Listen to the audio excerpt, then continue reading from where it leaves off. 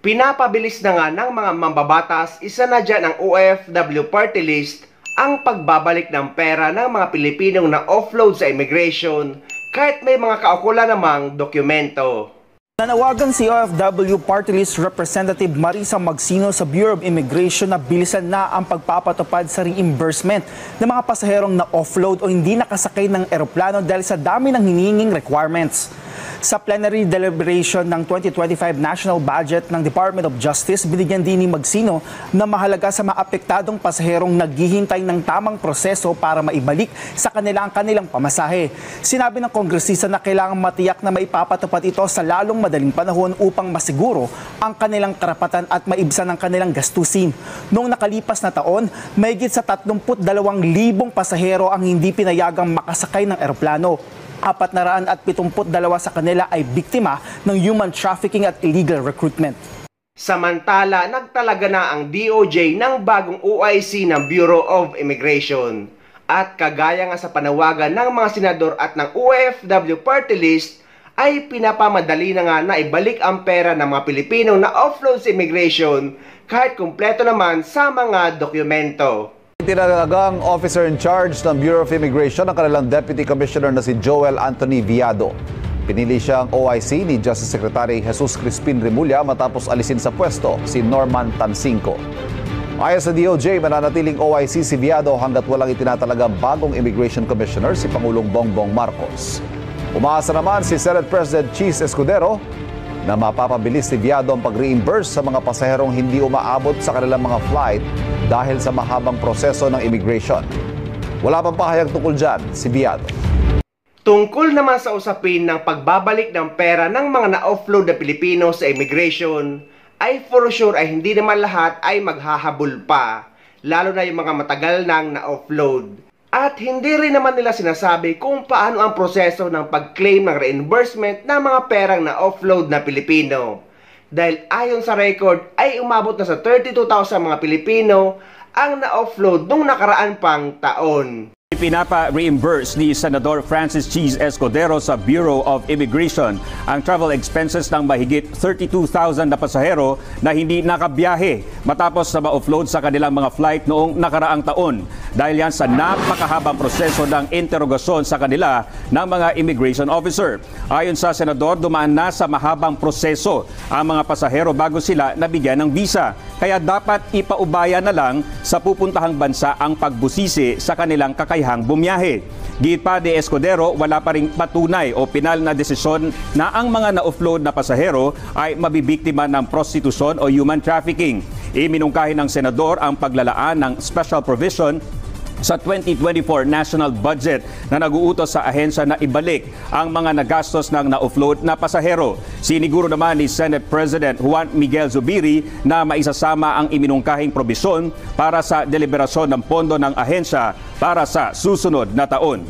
Magandang hakbang ito ng mga mababatas para naman mabigyan ng hustisya ang mga Pilipino na na-offload sa immigration kahit kumpleto naman ang daladala nilang mga dokumento. Dahil kung matatandaan nyo, isang kababayan nating OFW ang pabalik dito sa Dubai na kasama sana niya ang kanyang kapatid at siya ang tumatayong sponsor. Dahil kung iisipin guys, ay pwede naman ngang payagang makaalis ang kapatid niya kasama ang OFW na tumatayong sponsor. Dahil nga ang papel naman ng immigration ay masiguro na hindi mabibiktima ng human trafficking at illegal recruitment ang mga kababayan nating Pilipino. Dahil kung ganito naman na kasama ang kapatid, ay for sure naman na hindi ito mapapahamak.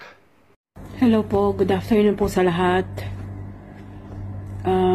Good afternoon po sa lahat ng mga makakapanood nitong video na ito. Gusto ko lang pong ikwento sa inyo ang nangyari sa amin ng kapatid ko. Papunta po dito sa Dubai. Binisahan ko po ang aking kapatid. Tourist visa po. Kahapon po ay flight namin. Maaga po kaming umalis, alas 2 po ng madaling araw. Ako po ay taga Quezon Province. Kasi ang flight ko po ay, flight po namin, 12:40 po, Philippine Airline. Umalis po kami ng maaga. Dahil gusto nga po namin ng walang maging hassle. Kasi tourist visa po yung kapatid ko, dadaan ng immigration.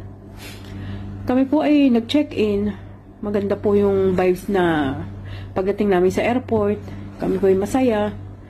Nag-check-in po kami. Okay naman, mababait po yung mga nasa check-in na officer.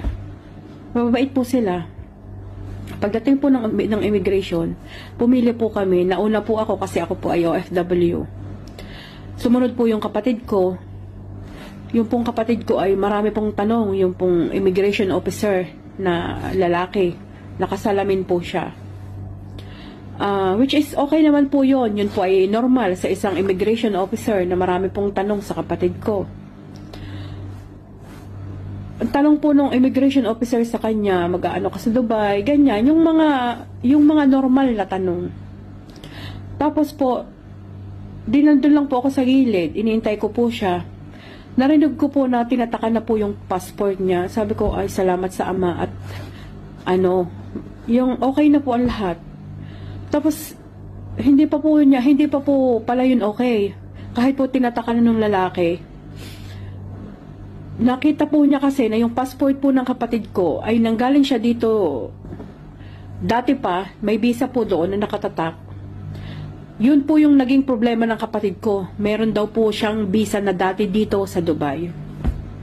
Na hindi ko po alam kung ano pong problema doon.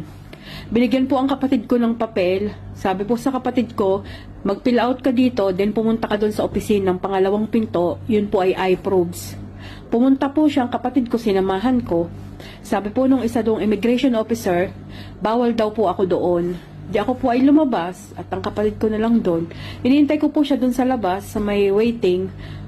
Sabi po, bawal din daw po yon ako doon. Ay di po ako po ay naglalakad po ako. Yun pong isang immigration officer, maiksi po yung buhok, na nandun din po siya sa opisina kung saan ini-interview ang kapatid ko. Nakita niya po ako na nag-iintay nga doon. Kita ko po kasi iba na yung tingin niya sa akin eh. Paglapit ko po, di po naglalakad ako. Di po ba yan ay pasil na ganyan, pasigsag. Pasigsag po yung paglakad. Sabi po sa akin ng babae, ba't nag-iintay ka doon? Sabi ko, iniintay ko lang po yung kapatid ko. Tapos sabi po niya sa akin, patingin ako ng passport. Iba po, masyado pong yung dating at saka ang pagsasalita po niya sa akin. Masyado pong hindi kaaya-aya. Patingin ang passport mo, which is natingnan na po ang passport ko, ang OAC ko, ang Emirates ID ko sa immigration officer. Na-check na po doon, yung pong babae chinek na naman. Kaya po niya chinek kasi nga po nag-iintay ako. Niintay ko po ay kapatid ko. Pinakita ko po sa kanya yung aking passport, OEC. Tapos sabi niya, OFW ka? Sabi ko, opo, 11 years. Anong trabaho mo doon? Sabi ko, dati po akong teacher, ngayon po ay teacher assistant. Tapos sabi niya, ba't nag-iintay ka doon? Sabi ko, iniintay ko po yung kapatid. Sabi niya, intayin mo siya doon sa loob. Pag kailangan ka, tatawagan ka naman. Sabi ko, ay sige po. Ay di nag-ano na po ako. Inintay ko po yung kapatid ko. Ang tagal po, siguro nasa 1 oras. Masakit na po yung aking leeg, kaaabang po sa kapatid ko. Tumawag po ang kapatid ko, umiiyak. Alam ko na po, umiiyak siya. Upload daw po siya. Ang sabi po sa kanya, ang dami daw po ng tanong. Ang tanong po sa kanya, ano ang pinagkakakitaan? Meron po siyang ID, meron po siyang leave of absence, meron siyang, basta kompleto po siya sa documents. Sabi po niya ay, ang tanong daw po ay, ilang kayo magkakapatid? Anong trabaho hindi po ako sure, anong trabaho ng magulang or mga kapatid mo? Yung mga kapatid mo, anong trabaho? Basta, pakiramdam ko po ay hindi siya related sa pag-alis ng kapatid ko. Tapos alam nyo po, ang masakit doon, yun daw pong 3 babae na taga dun sa opisina ng iProbes. Lumabas daw po yung isa, nag-usap-usap yung 3 babae dun sa labas. Napagpasok daw po, ang sabi daw po sa kapatid ko na ay hindi kita mapapaalis sa ngayon. Hinihingan po siya ng AOS, Affidavit of Support. Na yung pong affidavit of support na yon, na dapat po ay sa akin yon kasi ako po yung nag-sponsor. Hindi nga po ako makakakuha Kasi wala pong 10,000 dirham ang aking sahod. Pero ako po ay nagtatrabaho sa school, isinama ko po siya. Kaya ko po siya isinabay. Kasi nga po walang AOS, walang affidavit of support. Kasabay po ako mismo kapatid, na ako po yung nagbisa. Hinahanap po yun sa kanya nung wala po siyang maipakita na ganun. Nasabi nga po ng kapatid ko, nakasama ko naman yung kapatid ko, kaya po hindi na po kami nag-insist niyang affidavit of support. Kasi nga po kasama na po ako. Alam niyo po ang ginawa sa kapatid ko? Yun daw pong boarding pass ng kapatid ko. Bigla daw po hinanggit sa kapatid ko ng immigration officer. Hinanggit. Kinuha yung hinanggit. Awan ko po ang another term nun. Tapos sa galit po ng immigration officer na dapat isa lang yung tatak, 3 daw po na sunod-sunod na parang galit na galit. Para pong galit na galit sa kanya na hindi po namin alam kung bakit. Taga-immigration officer, Terminal 1. Maawa naman po kayo. Maawa naman po kayo sa mga OFW. Doon po sa tatlo po, hindi ko po malilimutan ang mga mukha ninyo. 3 babae. Tumawag po yung kapatid ko na sinabi nga po ganyan. Ako po yung nakiusap. Nakiusap po ako dun sa mga, ewan ko po anong tawag sa kanila. Yung parang mga, nag-check po ng mga bagahe. Nakiusap po ako, sabi ko lalabas ako. Lalabas po ako kasi yung kapatid ko po na-upload. Wala po siyang pera kasi yung pera niya natitira, ibinayad po sa travel tax. Yung pera po ay nasa sa akin. Hindi ko naman po kasi inaasahan na ganyan ang mangyayari kasi malakas po ang kutob ko talaga na kasama po ako kasama ako ng kapatid ko na hindi siya po ma-upload. Ngayon, nakiusap po ako na kung maaari ako'y makalabas. Pwede na lang daw po ako makalabas, doon lang daw po sa may immigration officer na nga po. Ay ang immigration officer po na nag-interview sa kapatid ko, pina-exit po agad-agad siya na parang siya'y may sakit, yung kapatid ko. Alam niyo po ang sabi sa kanya, ay umexit ka na, doon ka na lang dumaan ulit sa dinaanan mo kanina. Ganun po ang ginawa sa kapatid ko.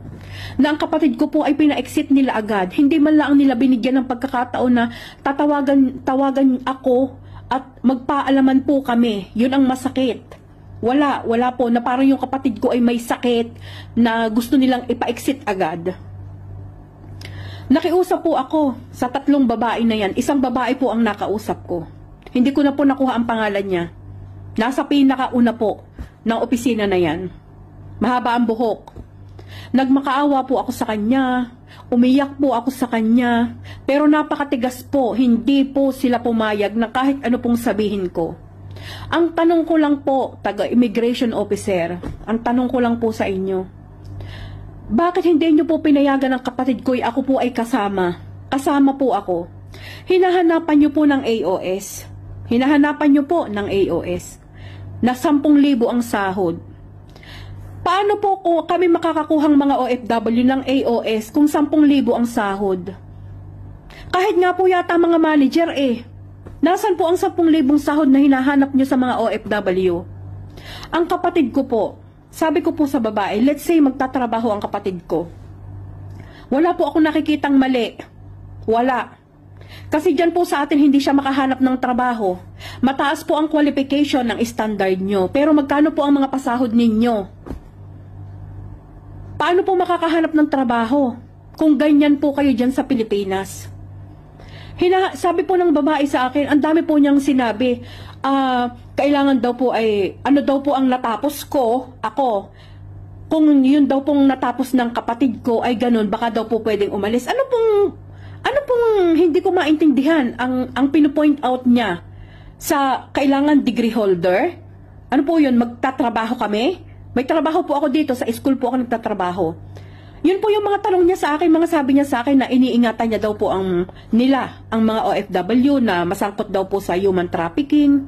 Mga madam, human trafficking.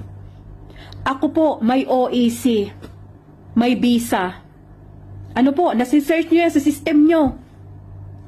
Nasi-search niyo din siguro ilang taon na ako dito sa UAE. Human trafficking, nakakatawa po kayo sa totoo lamang. Nakakatawa po. Siguro nga po, may mga case na ganyan, nasasangkot sa human trafficking. Pero sana po naman tingnan ninyo rin yung nagbibisa, kung anong trabaho, kung ilang taon na, kung may bad records. May kapatid din po ako ditong isa pa. Kung hindi po ako nagkakamali, 15 years na po yung kapatid ko dito, lalaki. po ninyo hindi pinayagan, magkano po ang nagastos namin? Magkano po? 4,720 dirham. I-times nyo po yan, 15.50 ang palitan ngayon. Wala po kaming marirepand. Ako po, paalis na. Gusto pa akong ipa-change ng flight ng Philippine Airlines. Gusto nilang mag-flight pa ako kinabukasan. Nasaan po ang... Hindi ko po alam kung bakit kayo... Paano nyo yan na-a-attain sa mga puso nyo? Talaga nagwala po ako kahapon. Bakit sabi ko ninyo ako i-change ng flight? Ang flight ko is today. In-upload nyo na nga yung kapatid ko. Pati ako hindi nyo papaalisin. Sobra pong dilubyo ang nangyari sa amin ng kapatid ko kahapon. Hindi po normal. Ako po ay every year umuuwi. Taon-taon po akong umuuwi. Pero ngayon lang po nangyari sa akin ang matindi pong pinagdaanan ko dyan sa Immigration Terminal 1. Alam nyo po kayong mga taga iProbes, diyan po sa Terminal 1. Sana po nakakatulog kayo sa mga ginagawa nyo, sa mga ino-upload nyo. Ayoko pong magsalita ng masama, ayoko pong magmura. Pero sana po nakakatulog kayo ng maayos sa mga ino-upload nyo. At sana po binubusisi nyo rin kung sino po yung nagbisa. Sana po hindi ninyo pinagtitripan, hindi nyo pinagkakaisahan. Sana po hindi nyo dinidegrade, hindi nyo dinidiscriminate. Sana po'y ganun. Kasi sa totoo lang, ang dami po naming kasabay na tourist visa. Nakalusot po sila. Wala pong kasamang kapatid. Wala po yung kasamang kapatid. Ako po kasama ng kapatid ko. Isinabay ko nga po yung kapatid ko. Yung po kahapon, ang dami ko pong kasabay. Sabi nga po sa akin, bakit hindi mo nakasama? Bakit na-upload? Kami nga walang kasamang kapatid. Isipin nyo po yan, mga taga-immigration. Kung talagang patas po ang inyong paglaban, kung talagang patas po, bakit po yung iba nakakalusot? Tinanong ko sila, may AOS kayo? Wala po. Wala po silang AOS. Sa totoo lang po, pasintabi po sa mga OFW. Alam ko po, siguro mga 80% dito, wala pong 10,000 ang sahod. Alam ko po yon kasi matagal na po akong OFW dito. Saan po kami kukuha ng 10,000 sahod? Alam nyo po kami ng kapatid ko, hindi man lang po nagpaalaman ng maayos kahapon, sa cellphone lang. Sobra po akong naaawa sa kapatid ko, kung alam nyo lang. Sobra po akong naaawa na umaasa na kasama ko siya, katabi ko siya sa eroplano. Alam nyo po, siya ay nag-iintay ng kanyang maleta kasi na-check-in na po yung maleta niya. Nag-intay po siya ng 2 oras, mag-isa. Alam nyo po yung pakiramdam na gusto niyang tulungan yung kapatid nyo, pero wala po kayong magawa. Gusto niyo po siyang tulungan na paano kumuha ng maleta, maihatid man lang sa sasakayan. Kasi wala po naghatid sa amin eh. Alam niyo po yung pakiramdam na na napaka-hopeless na wala po akong malapitan, mahinga ng tulong, kung sino tutulong sa amin, na yung kapatid ko nag-iintay dun sa labas, nag-iintay ng maleta niya, ako nag-iintay ng flight ko. Alam niyo po yung pakiramdam ng gano'n, mga taga-immigration, kayo po may pamilya din. Siguro kayo po may mga kapatid din. Kung mahal niyo po ang mga kapatid niyo, alam niyo po yung pakiramdam na gano'n. Yung buong pakiramdam na naghiwalay kami ng kapatid ko, na hindi man lang po kami nagpaalaman ng maayos, sa cellphone lang, na ilang hakbang lang po, ilang hakbang, na hindi po ako payagan lumabas. Na yung kapatid ko, buti naripan niya yung travel tax. Kung hindi niya po yung naripan, wala po siyang may ipasahe pa uwi sa amin. Na ulang-ulan daw po, na iyak po yung kapatid ko sa bus. So ayun guys, sana may nakuha kayong idea at sana nakatulong ang video na ito sa inyo.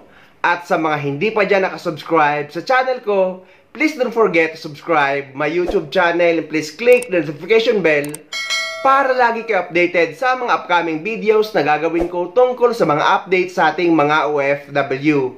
Mula dito sa Dubai, maraming salamat. See you next time.